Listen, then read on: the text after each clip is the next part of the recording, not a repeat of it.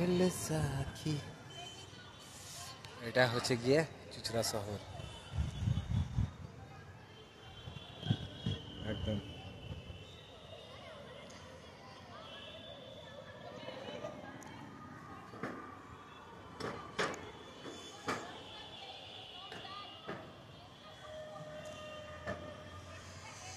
পাশটা হচ্ছে ব্যান্ডেল।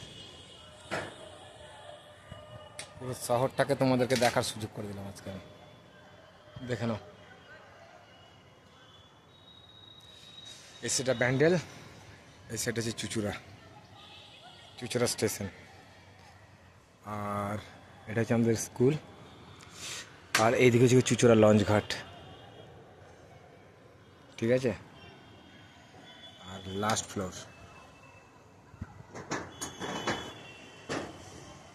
দেখেন, ওখানে কাজ করছে মিস্ত্রিরা।